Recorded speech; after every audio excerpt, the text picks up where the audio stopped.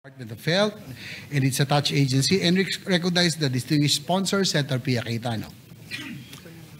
Any objection? Hearing none. Consideration of the budget of the Department of Health is in order. Senator Pia Cayetano is recognized to continue sponsoring the measure for the third time. Fourth, if you count yesterday that it was moved again. Fourth time, correction. Mr. President, likewise, in accordance with Rule 43, Section 121 of the Rules of the Senate, with the consent of the body, I moved to suspend the rules of the Senate to allow Secretary Teodoro Herbosa, the DOE Secretary, to respond directly to the queries of the member of the Senate. So move, Mr. President. Before we accept the motion and rule on it, we just want to make sure that the sponsor agrees, because that has been the practice that we have been doing during these budget deliberations. If the sponsor does not agree, we will support her. But if she does, then we will allow the motion. Thank you, Mr. President. Of course, I prefer to answer the questions, but when Senator Allen started asking questions, I realized that at this point, with the kind of questions he has, it is better. He needs personal answers from the secretary, and I can give as much answers as I can find in the records, because we have all the data here. But it's not really data that our colleague wants. He just wants to hear what the secretary is doing about certain things. So I agree, Mr. President, to the suspension of the rules. Thank you. All right. Any objection? There being none, the rules are suspended to allow Secretary Herbosa to respond directly. Senator Alan Cayetano is recognized, Majority Leader. Magandang hapon po, Mr. Senate President, and I thank you for not only being here physically present several hours a day, but for your being on the ball on this budget. Thank you, Mr. President. Senator Pia, ang aking mahal na ate, thank you for being here the fourth time. Mr. Secretary, I also thank you for being here. Before that, may I express lang, Mr. President, that siguro umuwi kami ni Secretary the other night, parehong masama loob. But ako, hindi lang masama ng loob sa iyo, sa DOH performance mo, but sa sarili ko rin, because I am here to express not only the aspirations of our people, but also yung frustration. So if I was in any way disrespectful, that wasn't the intent. Siguro nga kasi sa budget hearing lang. So I won't elaborate kasi hindi ko naman alam mangyayari ngayong hapon. And if the Senate President will allow, I will, and remind me anytime, Mr. President, if I am not addressing my question to you, which is the proper procedure, and if the Secretary can do the same so that we can somehow maintain both our composure. There are certain questions that I wish you answer because of two things. I was former Speaker of the House and I was former Secretary of Foreign Affairs. There are certain things na nasa fingertips dapat natin yan. So like when I'm Speaker, I have to know how many congressmen meron, when are the session days, did I attend this or that, diba? But of course, if it's statistics, if I ask you certain things about the vaccines that obviously shouldn't be at the top of your head, just ask permission, may my staff pass me a note or anything. In fact, Senwin, di ba, nung bata tayong congressman, may index cards usually in departments eh. Tapos iaabot yun sa secretary. But again, di ba, for example, kung sobra ang delay every year ng procurement, you expect the secretary to talk to the back or to the USEC in charge to know it. Diba? So kung may isa kang vaccine na delay o yung flu shot na delay, patatawagin mo sila to explain, I'll accept that. Pero kung 2-3 years na parating late, wala, delayed, and then hindi natin masagot, I'm not saying hindi nyo masasagot, of course, I'll ask you. I don't mind you having a computer. Obviously, you prepared today. But there are certain questions that are there. No? So, Mr. Secretary, siguro din para ano, if it's a yes or no question, please give me a yes or no, then you can explain. Now, if it's not a yes or no question, just tell me that's not a yes or no question. Because by training, I am a lawyer. So kung hindi tayo mag-agree, for example, kung totoo o hindi yung no billing, I will ask you preliminary questions to lay the basis. Totoo ba na ito policy? Yes or kasi kung hindi yun ang policy, then no. Kung yun ang policy, yes, no? So anyway, Mr. President, with your permission, with the permission of the Secretary, we had, and of course Senator Pia, we had a long discussion last year on stunting. And he even came to see me in my office, and I honor you for that.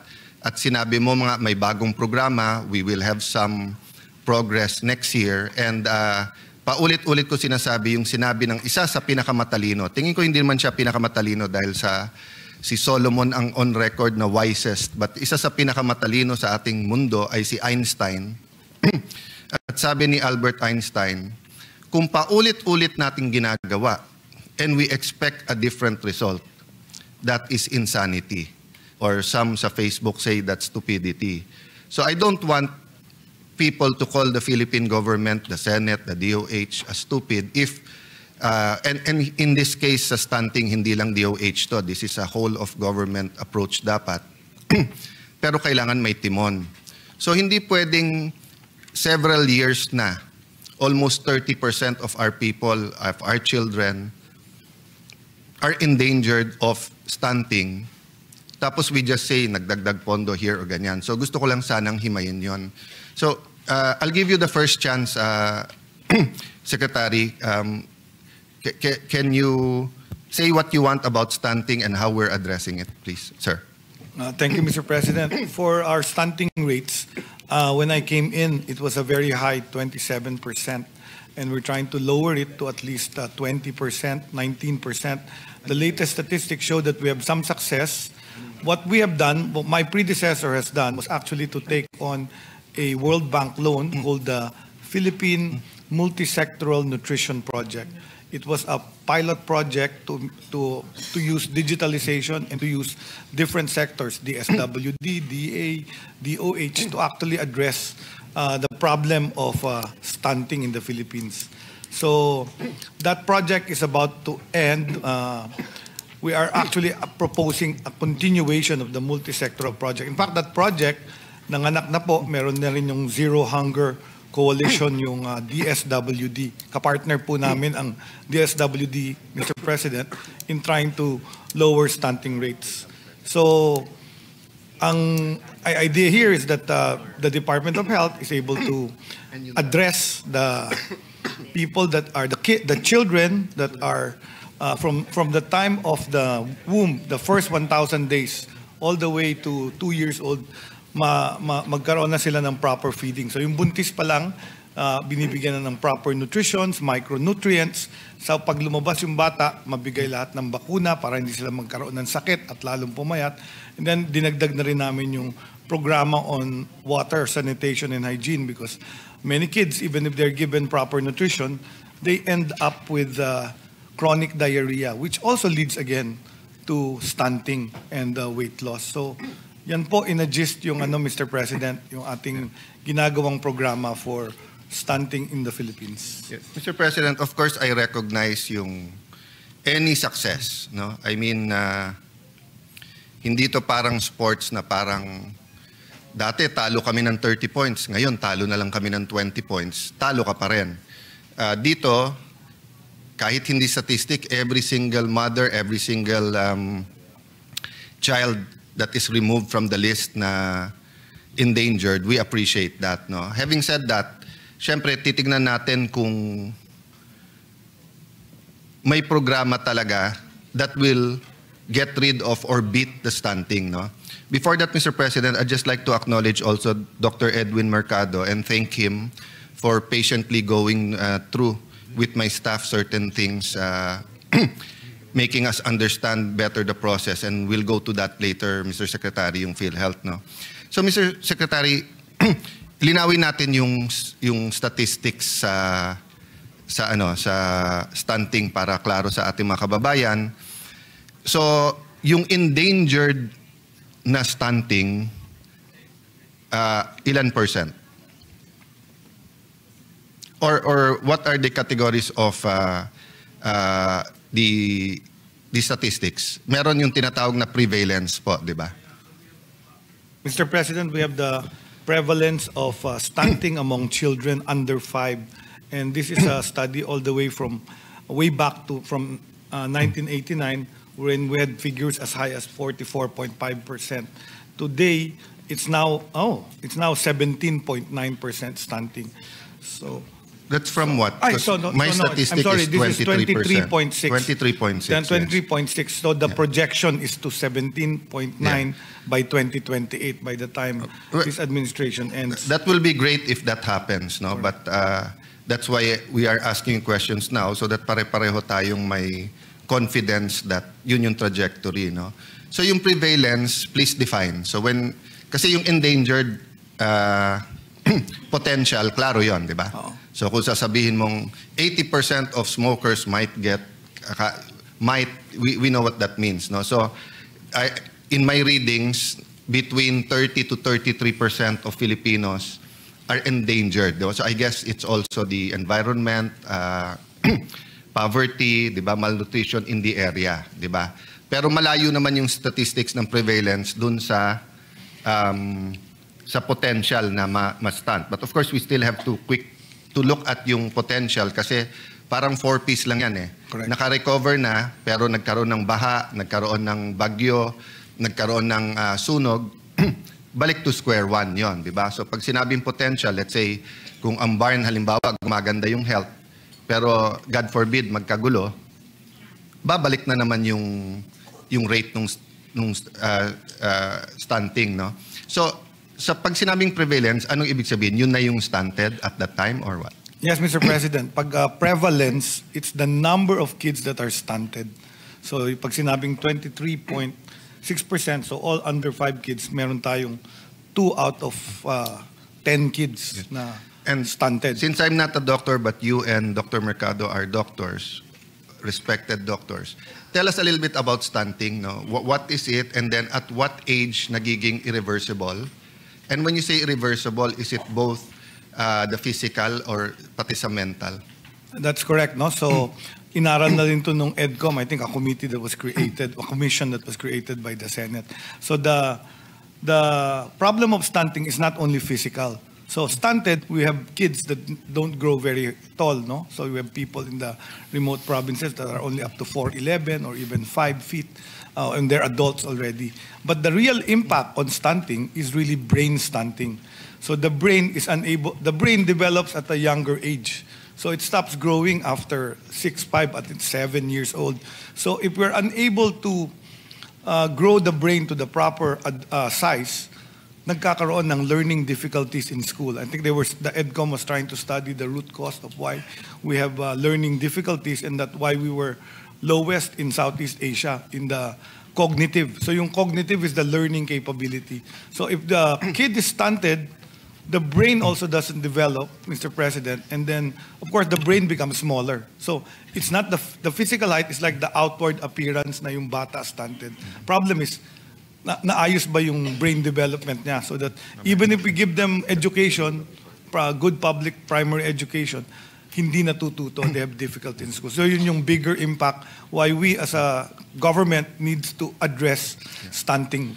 So some call it linear growth failure, no? Or sa Filipino, 'di ba yung well, is there another word for bansot or pagbabansot sa in our Filipino language? Bansot is the term for Yes. stunting, yeah. Yeah. So And basically it's a linear growth failure. I prefer to call it impaired cognitive Impaired development. cognitive. So what we're scared of is Yes. the impaired cognitive So development. in other words, when the mother is healthy and the child has the proper nutrition upbringing in the first 1,000 days, he's free from potential stunting, no? But number one cause ng stunting is nutrition. Yes, both the actual nutrition of proteins, carbohydrates, Okay. and fats, but also micronutrients like iron, Okay. folic acid, which also allows the brain to develop. Which over the years, as you said, 44%, that probably 60s or 70s. That's why over the years, for example, yung mga salt na may iron or yung, there's been developments all over, di ba?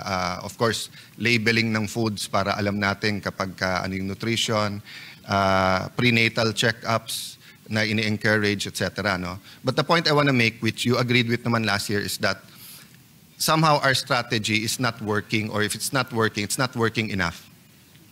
Diba? As I said kanina, ang stunting kasi parang sunog eh. Either napatay mo o hindi. Diba? Kasi yung sunog, pag sinabi ko sa iyo, 50% napatay na namin, that's good news. Pero pag hindi mo napatay yung other 50%, lalaki ulit yung yung sunog. So ang problema sa stunting, if it's that big, 30% ang endangered, 23% ang stunted, at what age pala, sir, does this become irreversible? About 6. So that's our problem, Mr. President. As you said correctly, medyo we've been doing the same thing over the years. We've given our budget highest to the Department of Education. Nando dun yung feeding program natin. But the people that go to DepEd on the public school, it's already above 6. So kung na-stunt na yung brain nila before the first 1,000 days, kahit i-feed natin sila, hindi na natin na-reverse. Yun yung sinasabi yung linear growth regression. So what happens is, we talked about this in the cabinet, nag-usap-usap kami to try to put this. So now nutrition is one of those included in convergence budgeting. Kasi nga, nung nakita namin... Can you explain that? So nung nag-usap kayo, pumayag si Sec Sani and si Sec Rex. So nakita nila so what happens in feeding is the first 1,000 days is DOH talaga. Yung buntis, yung antenatal checkup, yung bakuna sa bata, and the vitamins for the first up to 2 years old. Pagdating sa before school age, it's DSWD. So yung feeding program before school age, DSWD gumagawa nun. Tapos pagdating ng DepEd, pag nasa eskwelahan na sila, DepEd yung may so let me stop you there and acknowledge that, because our chairman, Senator Win, did explain that, or I mean, Sec Sani did explain that through Sen Win, and then same nung si Senator Pia ang sponsor kay Sec Rex. Pero both of them acknowledge walang point person pa sa stunting. So is DOH now the will spearhead, or kasi pati yung World Bank program, yes, multisectoral, all of government. Pero may official or unofficial chairman ba yun, o timon or captain ball on it? Mr. President, we currently have 2 councils addressing nutrition. One is an old council called the National Nutrition Council.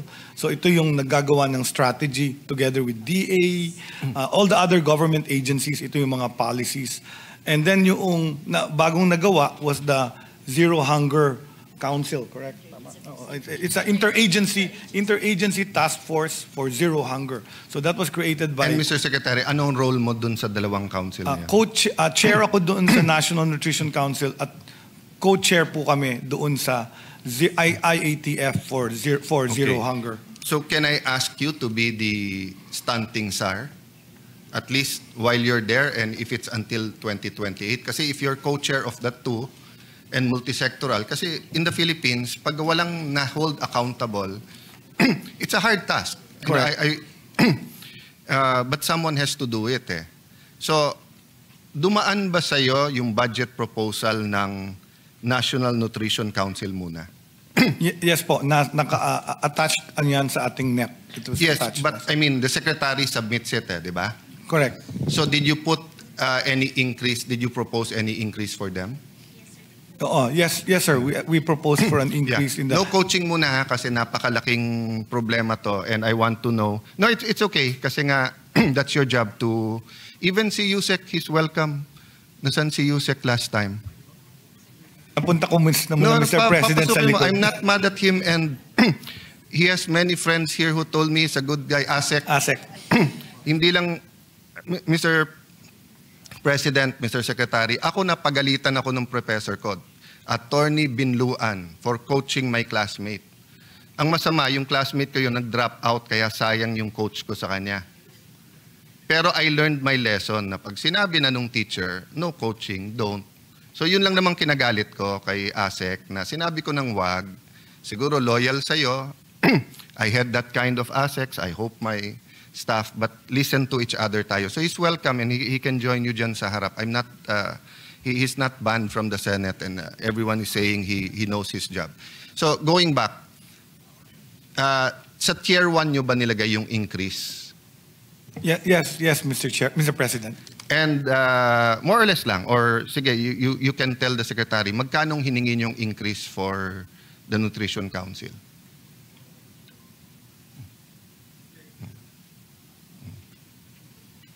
But Sec, I mean, I don't want to go ballistic, etc. But, di ba, like ako, nung sa Foreign Affairs, dalawa ang pinupinteriya ko every single cabinet meeting.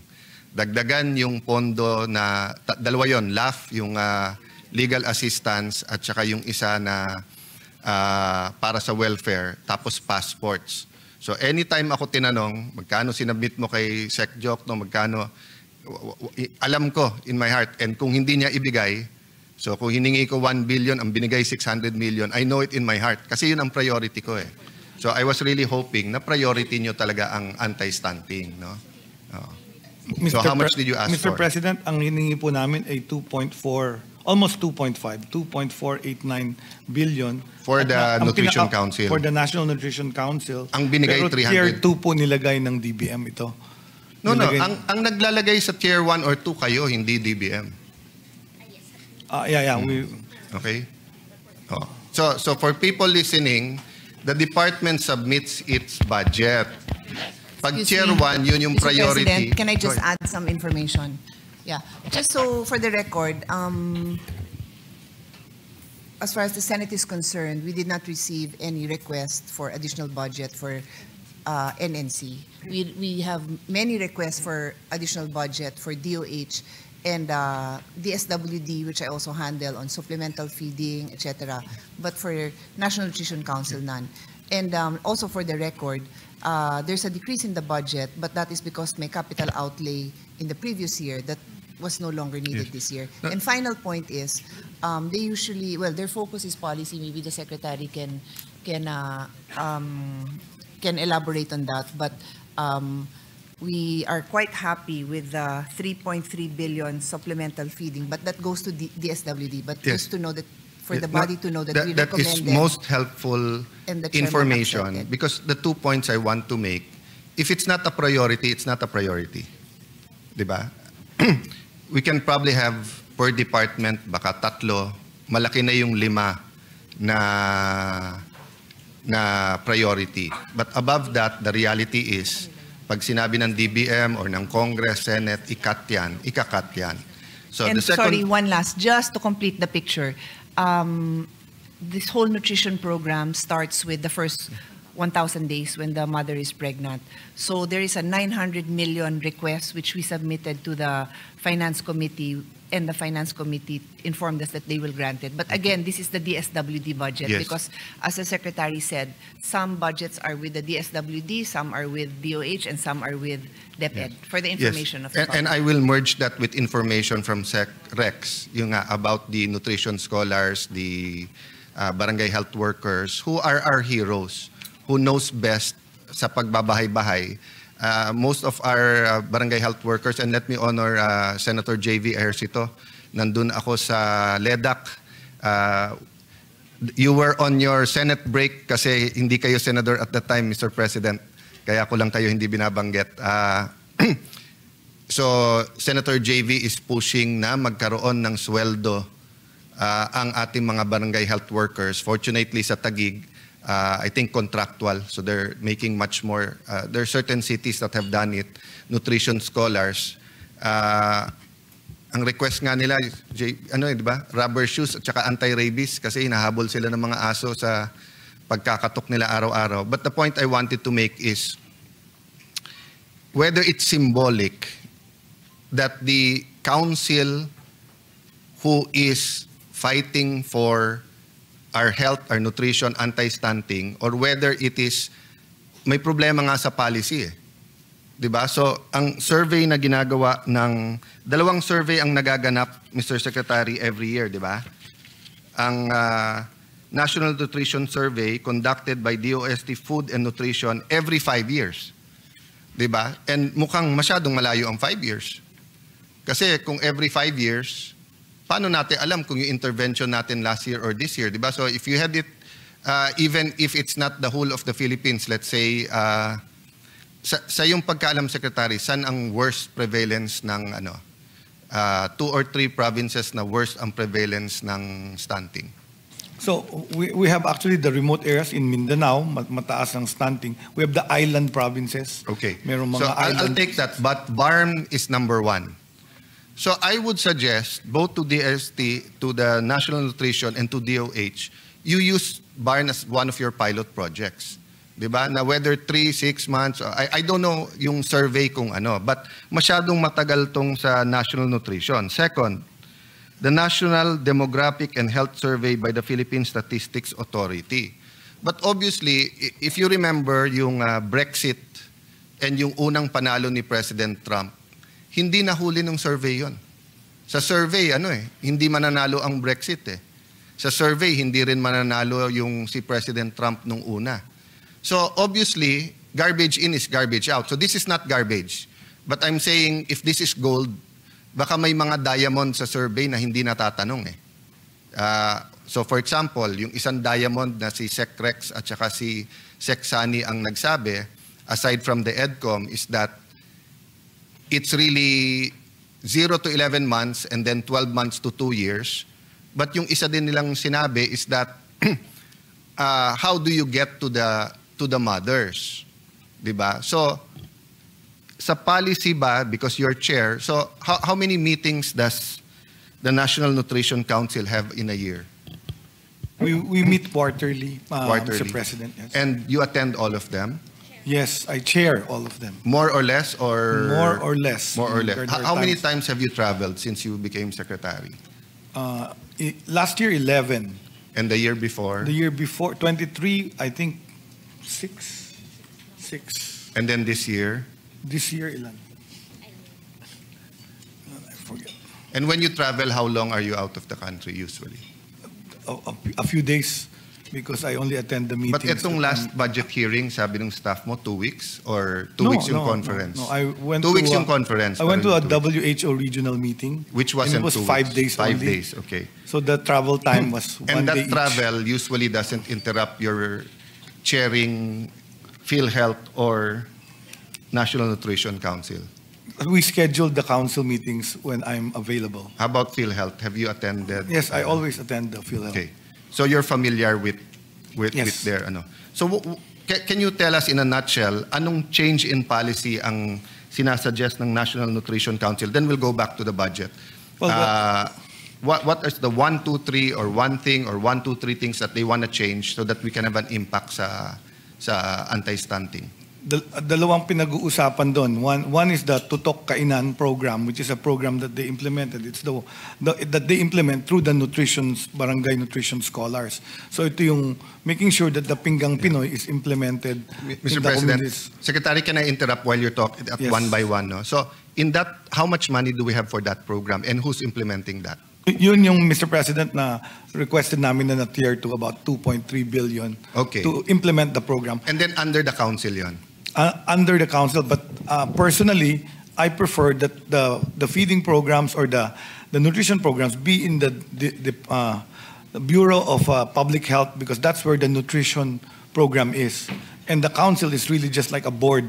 It's And the different agencies, DA. I understand. Oo. So parang PDEA versus yung Dangerous Drug Board, Correct, diba? Yung correct. implementer, yung PDEA. Okay, having said that, ang barangay health workers who are mostly volunteers at nutrition scholars, of course, are under barangay and the city. LGU, yes.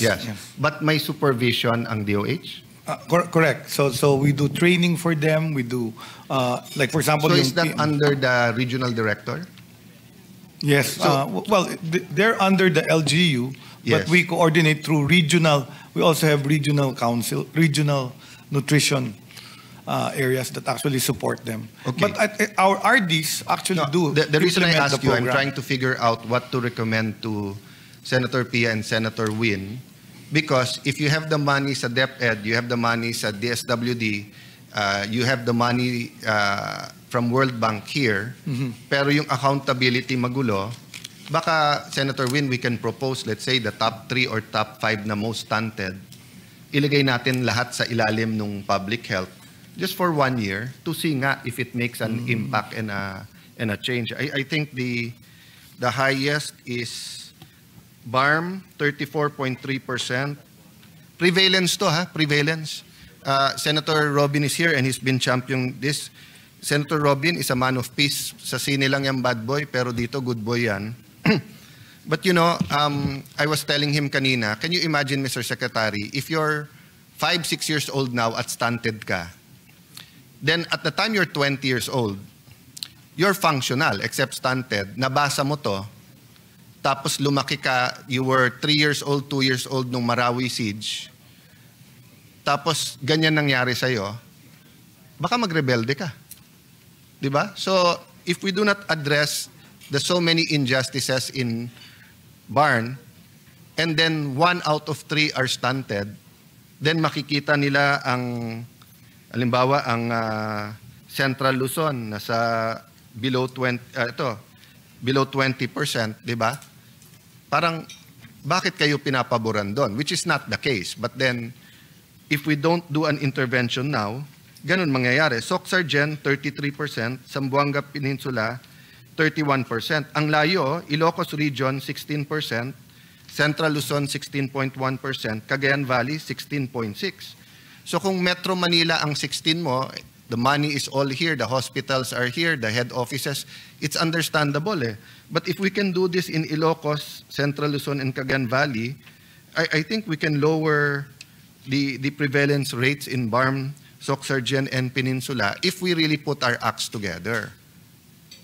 So my question nga, Mr. Secretary, if pinag-uusapan nyo yung cabinet, etc., bakit hindi namin nararamdaman yung sense of urgency?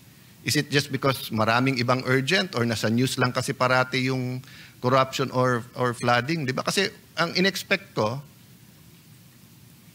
ang chairman namin, through you or kayo, or you present to us, it's just like vaccines eh. Pag kami nagsita sa inyo, it doesn't mean na lahat ng kasalanan sa inyo, pero naghihintay kami, bakit hindi nyo sinasabi sa amin kung ano problema o anong solusyon? So in other words, masama na yung hindi proactive, masama na nga yung hindi active, galit na nga tayo kung reactive. Pero if we feel, I'm not saying it's true, I'm talking about perception.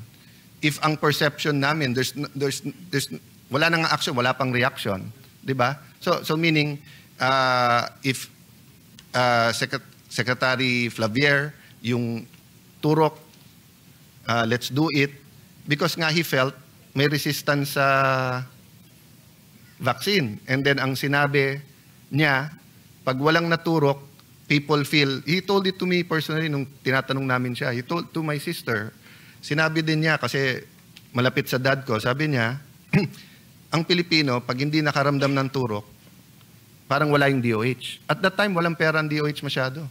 So walang mga libreng gamot. Yung mga nararamdaman natin ngayon sa LGUs at saka sa DOH, mga flu shot, wala nung araw yon eh. But somehow, and then nung sumikat, yung let's do it, tapos yung personality niya, sinundan niya naman ng Yossi Kadiri. Tapos somehow they found the money or the sa TV, di ba? So I'm not comparing. No? I mean, you can tell me the same thing, Secretary. You can tell me that Senator Tulfo or Senator Pia is more effective than I. Iba style namin. I know that. I'm not talking about you and DOH. I'm talking about the anti-stunting. And I feel bad myself that 1998 pa lang nasa Congress na ako, bakit last year ko lang ito talagang nakita at inuupakan. And you know why? Let me just state this. Dito kasi ako tinamaan kay President Tarman ng Singapore. Sabi niya, the highest social return. By the way, President Tarman had an excellent career, is an astounding, brilliant person. Finance. So he's a technocrat, hindi siya politiko, hindi siya yung parang dyan natin sa health or sa education, etc. But ito sabi niyo, the highest social return we get on any investment comes in maternal health and in the earliest stage of a child's life, with the first 2 years in particularly, absolutely critical. So it's a hospital project with Taguig where he spoke between, I think, Temasek, and then, but basically, ito yung sinabi niya sa amin in the sidelines kasi di ako mapagpigil. Of course, as DFA Secretary before, may mga niceties, may kamustahan, but hindi tayo makapigil na, sir, why do you think that that's the highest return, etc.? Ang sabi niya, Alan, well, marami kami, so he didn't address me particularly, but sabi niya,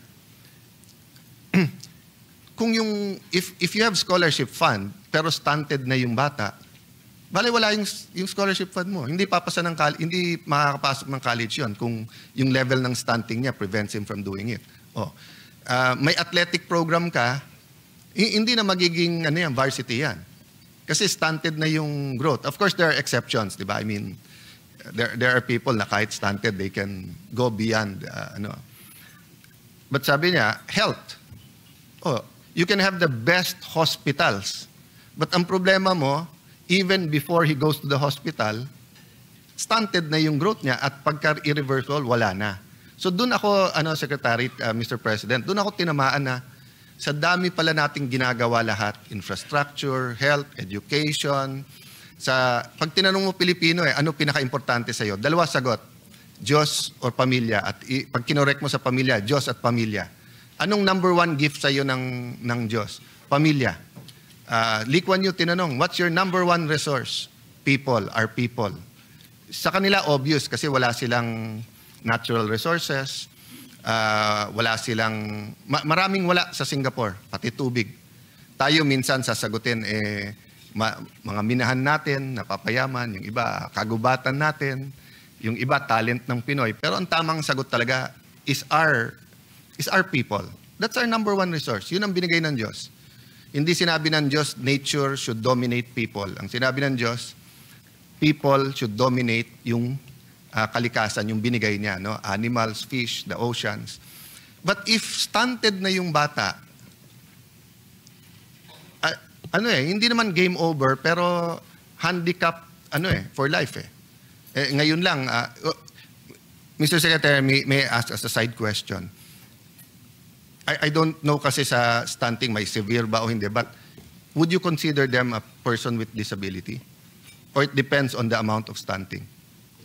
Iba po yung definition ng person with disability. Kailangan may physical difficulty to do everyday activity. So parang yung amputee or yung na-stroke. So but for example, di ba sa vision, pwede ka maging PWD. So ang question ko lang, can the stunting be so severe? Kasi pwedeng mental at physical. Ang klaro kasi yung sa physical, yung hindi tumangkad, di ba? So, hindi naman disability yon. But mentally, could the malnutrition be so bad and the stunting be so bad na magkaroon siya ng disability mentally? It can be, but most of the time it's a learning difficulty. So, but I can argue that yung sa cure at saka yung pang PWD, yung pang ibang medicines later on in life, mas makakatipid tayo kung walang stunting. Do you agree with that? I agree with that. In fact, that's those statements by President Thurman. He's an economist, but he understands the biggest return in health is really nutrition. And this is proven. Yung movie na Blue Zones. Yeah. I agree with you, but ang sinabi niya hindi lang in health. Ang sinabi niya sa lahat. Yeah. Sa lahat. In-encompass niya na sa lahat, ito pinakamalaki return. And ito rin yung findings if you've seen the Blue Zones on Netflix, the low-income countries like Costa Rica. Hindi ko kino-quote yan kasi merong din study na sinasabing medyo cinematic yon, but hindi tayo mag-aaway about the Blue Zone. Yeah, but Secretary. the health minister of Costa Rica was asked, ang anong focus niya, nutrition and immunization, dalawa lang for the children. And to be fair to all of our health workers, to all the mothers out there, to all the NGOs, they've always said naman nutrition, di ba? And even nung may rice shortage tayo, even ngayon na noodles,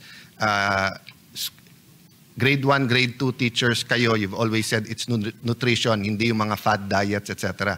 But I'll go back. Bakit tier 2? So for example, magkano nilagay nyo sa tier 1 para sa MAIP? You can ask that. I don't expect you to memorize that. Around 14 yata yung tier 1 namin. 14 or 20, something like that.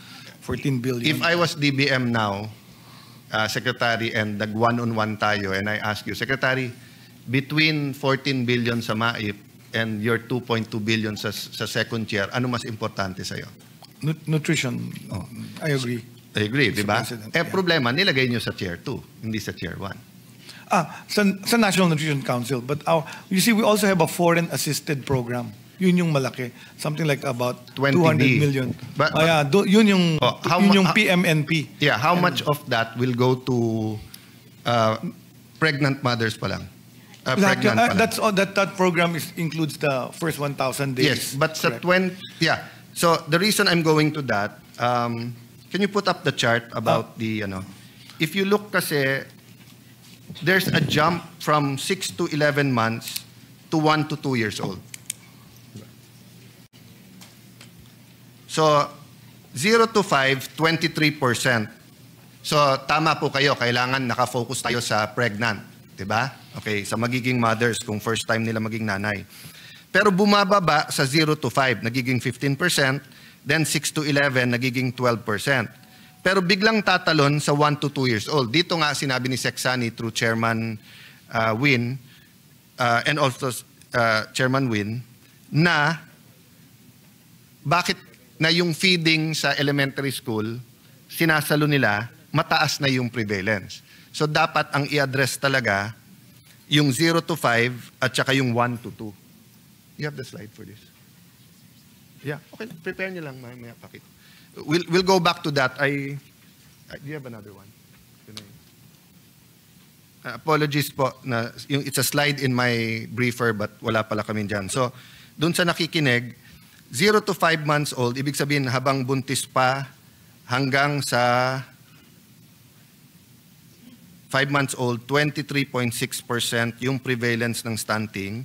0 to 5 months, bakit dalawa yung 0 to 5 months? 5 years po, Miss. Sorry, Mr. yes. Senator. 5 years yung una. Tama. Yung una, 5 years. Okay.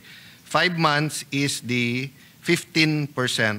So halos pareho ng 6 to 11, 12%. But bumababa, ibig sabihin may interventions na doon, no? Pero biglang umaakyat sa 1 to 2 years old. May I ask, bakit? Ito ba yung tumitigil yung iba mag-breastfeeding? O ito ba yung dulot ng kahirapan? O what do you, have we found out the scientific reason or some reasons why from 12.8 sa 6 to 11, nagiging 30.2 in the 1 to 2 years old? That's correct, Mr. President. Yung breastfeeding, yung mandatory breastfeeding up to 6 months. Yung iba, nagko-continue sila all the way to 11 months. Pero pag kumakain na yung bata ng solid food, transfer na dun sa sa solid food, yun naman ang kulang. So biglang dun naman na kakaroon ng undernutrition. Sige po. Para hindi ko po maubos yung goodwill ng ating mga kasamahan and ng aking kapatid at ng ating Senate President, i-shortcut ko na lang po. Looking at the budget of DSWD, DepEd, your budget, don't look only at the World Bank kasi tingin ko kahit 6.7 trillion ang budget natin eh. So even if we throw an extra 20, 30 billion, I don't think it will really move the needle. It will make an impact, definitely. But baka you can put a program together with our chairman, Senator Win, even for the top 5 siguro, or let's say anywhere na mahigit sa 20, so kung prevalence is 23%, maybe you can choose the provinces na higher than 25 or 28% yung endangered and stunting, and see talaga kung mapababa natin yung prevalence doon. So, last 3 questions on stunting, no? So, how do you propose to address yung from 6 to 11 or 11 months to 1 to 2 years old? Kasi nga, ito sabi ni Senator Secretary Angara, wala pa sa school yan, no? And si Sec Rex naman, they're willing to do anything, but ang feeding nila, although may community-based, hindi siya, how do I put it?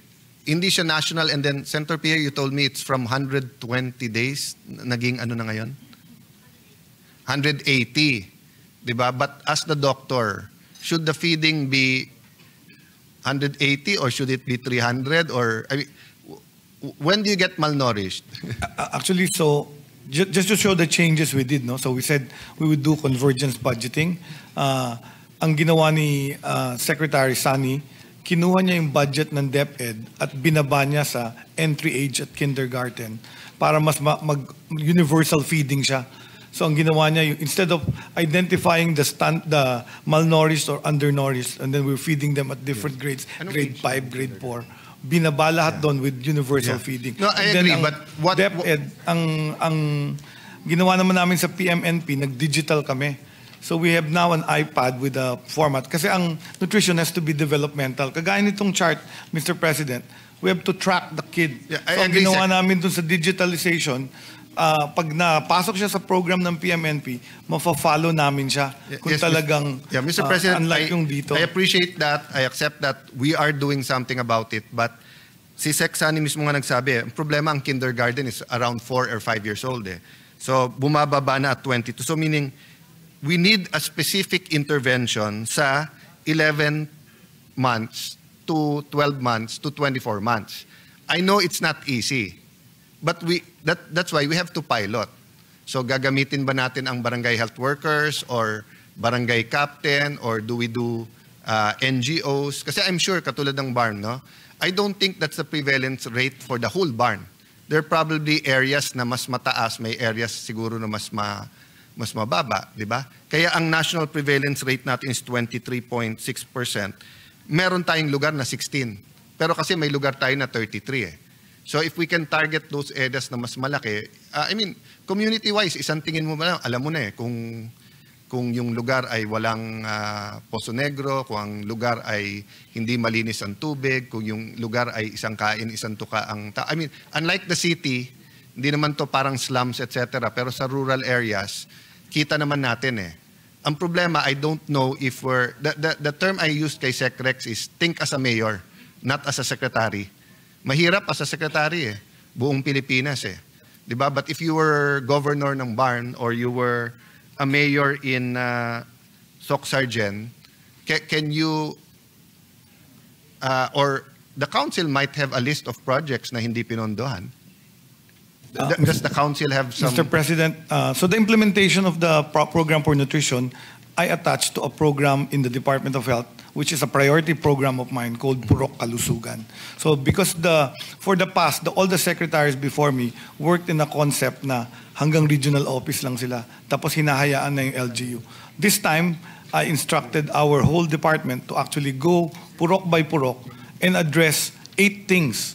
Of the 8 things, non-negotiable sa akin yung nutrition. So they were asked to take nutrition as a priority and 2 or 3 other things that they will target to change. But how's that implemented sa barangay? So what happens is our DMO, our DOH personnel, doctor to the barrios, nurse deployment program, go to the 5th class, 6th class municipalities.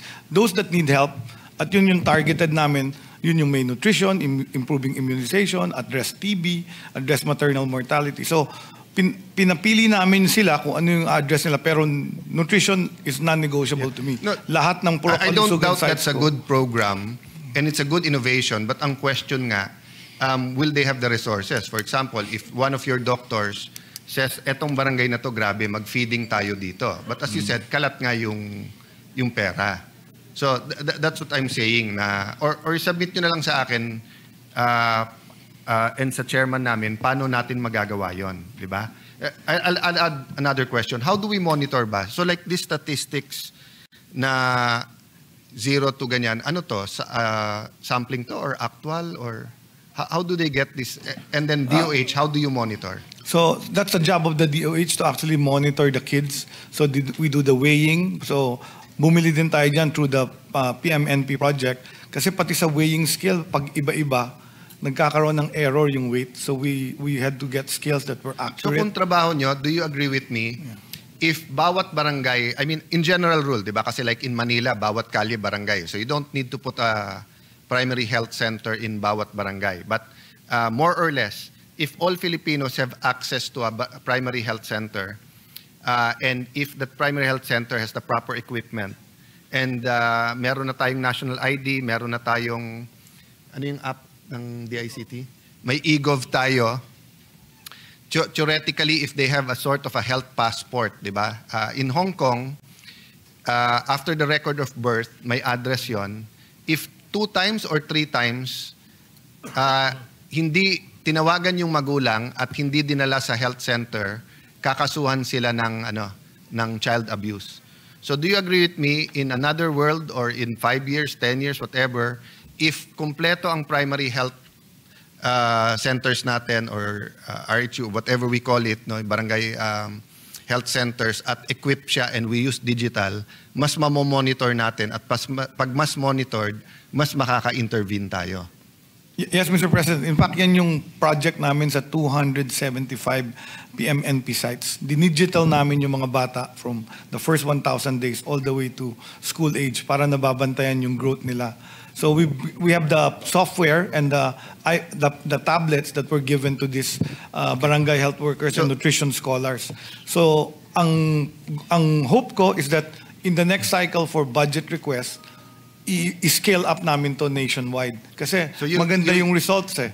So we want it scaled up and hopefully in the next budget cycle, maybe in 2027. So you're still trying it out or maganda na yung results? Maganda na yung results. So why don't we scale it up now? Pwede. How much do you need? How much do you have for that? So what happened there is we're asking now DepDev for continuation of the PMNP project. So it's another $600 million to actually to implement it at other sites. So para mag-scale up. So may I suggest, Mr. President, Secretary, you give your subcommittee chair, Senator Pia, then our chairman, Senator Win, parang yung minimum at saka ideal, di ba? Of course, ideal is $600 million. Malamang hindi ibigay sa inyo yun. But what would you do with $1 billion? What would you do with 10 billion or 50 billion? Di ba? Then we can see what we do. Kasi when we started this discussion sa DSWD, and I'm happy many senators were listening, I asked them, are you willing to let go of other projects for this? And if you're saying na eto na, eto pagka nilagyan ng pondo to, sure yung results, dilagyan na natin. Yes, Mr. President, we're asking for 5.7 billion on top of the existing for nutrition alone and targeting BARM. Okay. So yun ang the same idea as the So Senator. maybe you can give a short memo to your chairman and to me about that. Let's go ngayon sa primary health yung barangay health centers, no.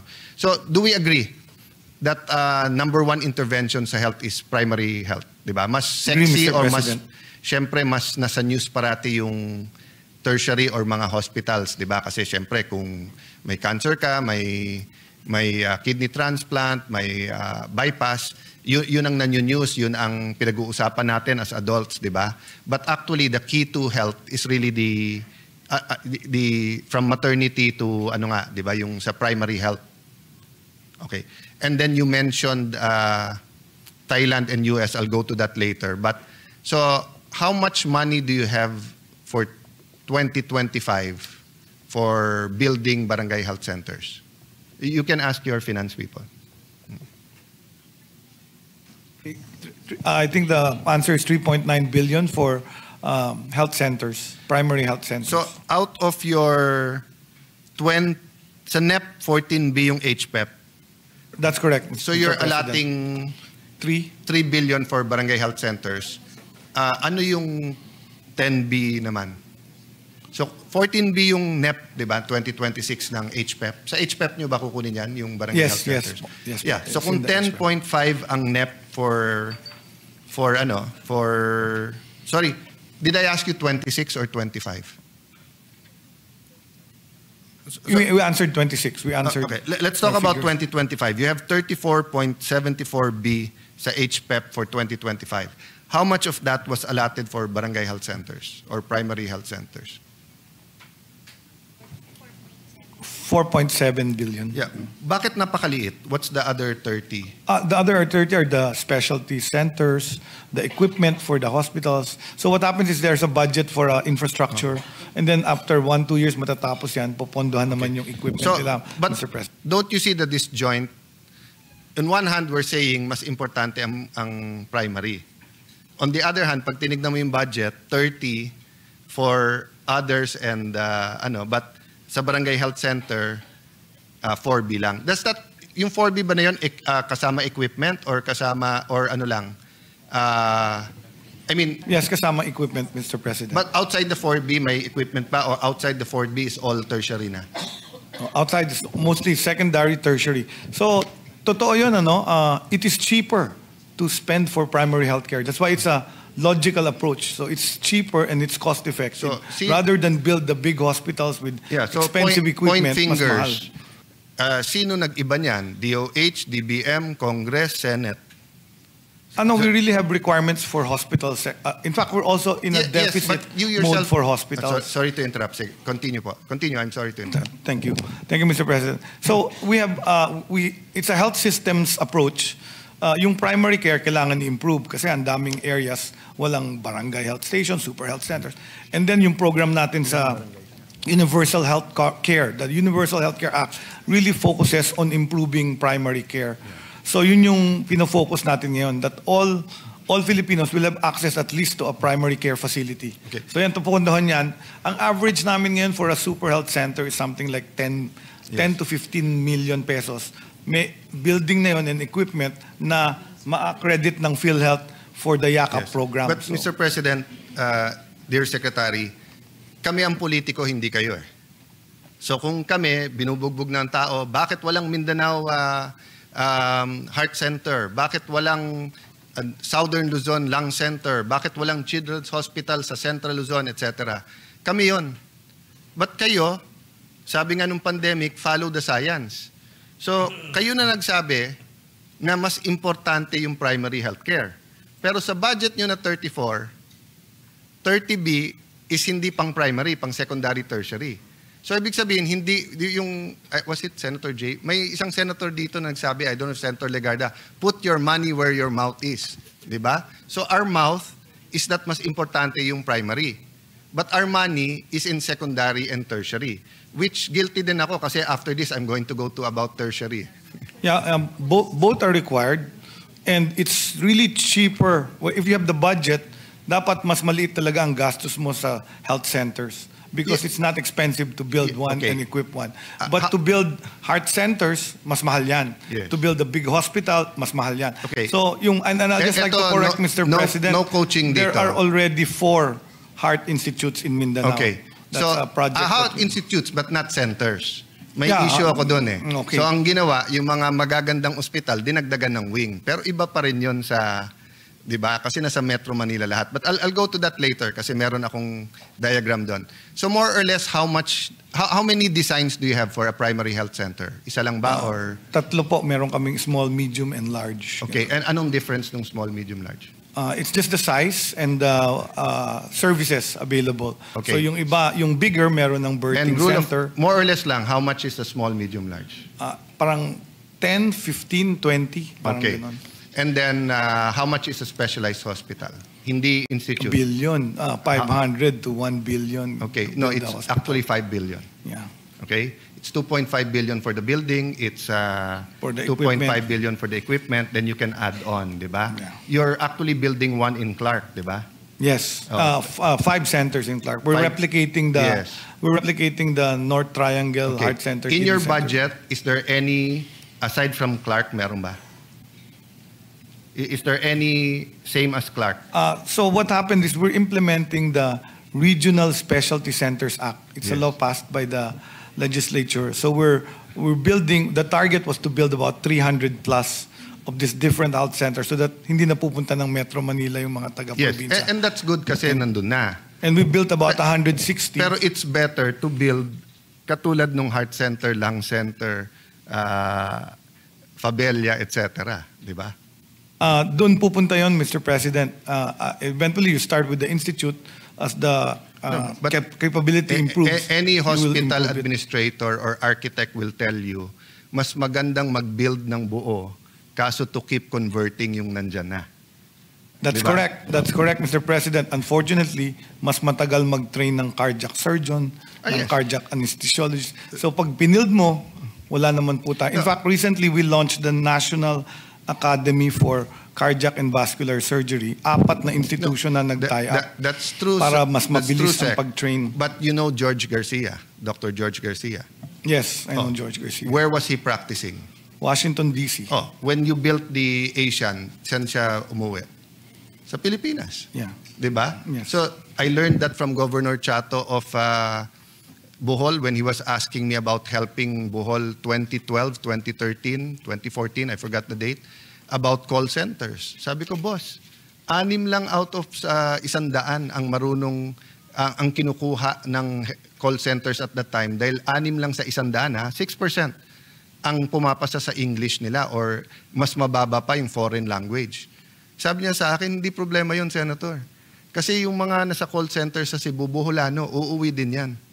So the reality is, we're not talking about building 100 heart centers, etc. So just like in Clark, yung mga taga Pampanga, taga Tarlac, na doctors, etc. And then yung iba, in fact, during Duterte's time, I think the Israelis were interested, di ba? And it's the same when you build the regional health, you're also asking for more doctors there, di ba? So, ang point ko lang, I proposed this as early as 2010. Ang problema, the then President and Secretary Ona had a different idea. They wanted to privatize. Di ba? So, kasi ba you have 2 categories eh. Yung, 3, yung katulad ng PGH that nasa under UP, then you have yung katulad ng heart center and lung center na may board yan. Diba? So it's a GOCC. Yes. Then you have yung completely under the DOH. Diba? Yes. Oh, so we can propose yung pinapatakbo just like yung sa heart center. But wala sa budget nyo yun. But hindi ko napupuntahan yun. Mr. President, that requires an enactment of law to create a GOCC. So we will wait for that. If that's the pleasure of the legislature, we will implement that's true when you create, but you can build the facility na. Then that can follow. We will have to have the basis. I'm informing you can. Mr. President, the DBM will not fund us for something that has no enabling law. No. So, you're wrong hindi ko there. malalagay yun. Kausap ko si SECMI na nun. So, halimbawa sa Taguig, if we have half a hectare and ilagay mo sa budget a Taguig Heart Center, you can build it. Now, if you want it to be a GOCC... Hindi kami ina-allow, Mr. President. They don't allow us, and they'll put that, they'll ask for the enabling law. Ang DPWH nagbi-build ngayon sa Laguna Lake na ang tingin ko balak nilang gawin toll road. Mr. President, loyo. can I explain? Yeah, That's why we sandali. passed the... Dito kita kasi 30 years na ako sa legislature eh. Sinabi din ng DepEd yan dati, pag walang batas, hindi ka pwede mag-build ng school. O, anong ginawa nila? Nung una, 1998 pa. 1992 pa ako na sa gobyerno eh. Magbi-build sila ng annex. Tapos mag-annex, papas ng law. So I won't argue with you there. But if for example, pwede mag-amend yung senador eh. So if Senator Robin secures 2 hectares in Camarines Norte, and then he puts their building for hospital, DPWH will build, but DOH standard. Then he can pass the law later on. Or he can give it to the province. Yun yung sinasabi ko, Sec, na diskarte at usap-usap. Bakit? May law ba yung sa Clark? Yes.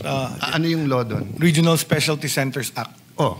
So we used when the Regional Specialty Centers Act was Yeah, so you answered passed. my question. Correct. So if you build someone under this act, then later on we separate it, hindi pwede yun? The question was a GOCC hospital like Yes, heart sir. center. So I said, Mr. President, Mr. I need President, an enabling law to create a GOCC. Mr. President, listen to me.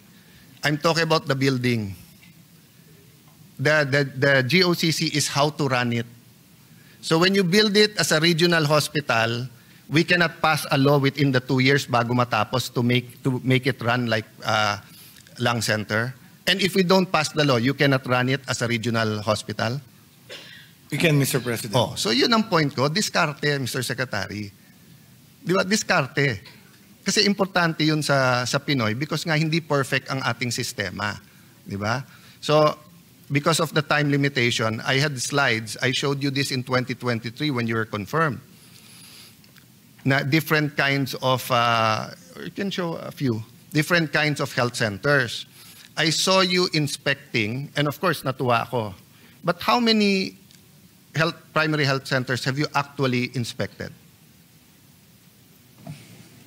More or less. More or less. Well, if you're asking in my lifetime, when I was undersecretary, I was tasked to follow up all the health center projects in the area that's As connected to secretary, di ba before you went As abroad secretary- a few months ago, may As secretary, when we discovered that there were super health centers that were completed and not yet functional, then I started going around. Yeah, how many? Siguro mga naka-apat na yata. kaming Apat. nabisi. Out of ilan na binibuild during your term? The building started in 2021. They started No. building super health centers in 2021. The highest numbers were built and budgeted for like about 4 billion was in 2022 and 2023. Yeah. So, Mr. President, So what I'm saying they is have that completed about, Mr. President, about 500. And only 200 super health centers are functional. Okay. There are 312 that are completed but still not functional. And then there are 300 more that are still in the process of So construction. of the 4 billion ngayon for primary health centers, how many of them have you personally inspected? None. Yung mga nakita kong No, no, tapos, no. I asked No, sir. I Sir, personally visit the ones that were sir. completed because my targeted approach was to make the facilities that were completed functional, Mr. Okay. President. Let me put context, pretext ha. Nagkagulo doon sa Ghost Project sa Bulacan, nagkagulo, nagmedia kayo, pinakita nyo na tinutubuan na, eto meron pa pala sa health, etc. You have 4 billion this year for primary health centers. How much did you have last year? 3 billion, 4 billion? About the same. About the same. So of that 8 billion primary health centers na ginagawa, how many of them have you inspected personally? I don't inspect health centers because I have a unit, I have an undersecretary that's supposed to do the inspections, So, Mr. President. I'll say muna, dapat ini-inspect mo yan. Okay. Bakit dapat? You have a unit na nag-i-inspect. If you have a unit na nag-i-inspect, bakit ka gulat na gulat dun sa sinabi mong tapos na pero hindi nag-ooperate? I saw your interviews eh. Nagwawala, well, in a good sense, you were outraged na yung isa, was it in Marikina na tinutubuan na ng halaman, etc. Dapat binabantayan nyo yun eh. Di ba? Kasi ang kaibahan sa, let me finish lang, Secretary ha. So far, maganda pa ang ayos natin.